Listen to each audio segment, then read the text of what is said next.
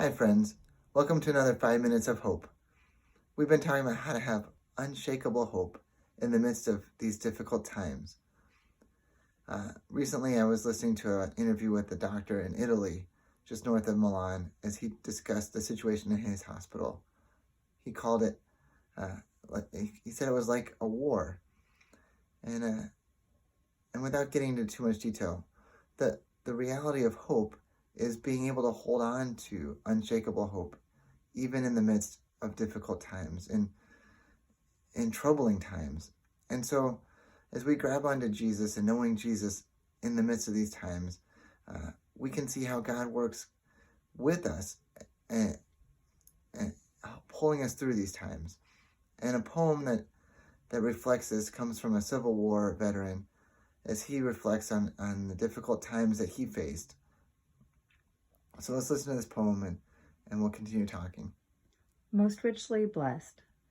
I asked God for strength that I might achieve. I was made weak that I might learn humbly to obey. I asked for health that I might do great things. I was given infirmity that I might do better things. I asked for riches that I might be happy. I was given poverty that I might become wise. I asked for power that I might have the praise of men. I was given weakness that I might feel the need for God. I asked for all things that I might enjoy life. I was given life that I might enjoy all things. I got nothing that I asked for, but everything I had hoped for. Almost despite myself, my unspoken prayers and true needs were fulfilled. I am, among all men, most richly blessed.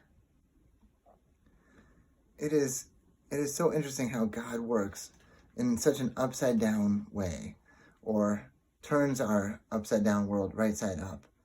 And in the midst of these dark times, we can lean in onto who God is and grab onto the hope that He provides.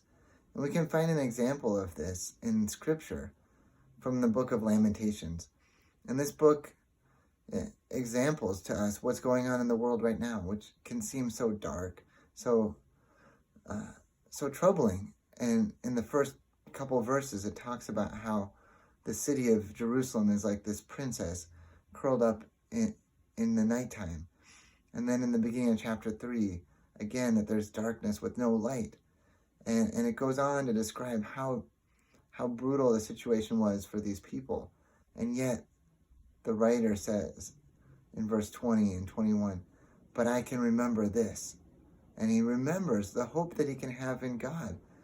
That even in the midst of darkness, he stops to think and finds hope in who God is. And this the zenith of hope in the midst of despair is one of the most beautiful passages in all of Scripture, where he says, your steadfast love, it is there, everlasting, steadfast love.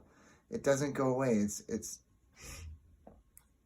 always there. And then he goes on to talk about your mercies are never ceasing.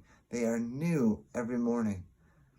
And when I think about that every morning with the motif of darkness and Lamentations, there's this picture of as the sun goes down, this darkness is there, and yet the sun comes up again, and every new day is like mercies from God, new mercies being poured out, or as the sun shines out on the sky as the dawn emerges, that we are reminded that God's mercies are new again.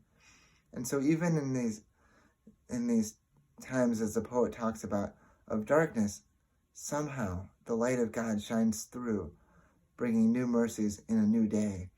And then he goes on to say, great is your faithfulness. And so we can be reminded that God is faithful time and time again, that his faithfulness isn't contingent on anything in our life or contingent on anything in the world, but his faithfulness is contingent on his character. And it is great faithfulness. And this leads the poet, the author there, to say that he has hope because of God, because God is his portion. And so in these times, we can remember who is our portion, that God is the one who who takes care of us, who leads us through these troubled waters or these uncharted waters. And we can find hope in the midst of whatever's going on around us, and lean into God in these times. So it's not always easy. It's not always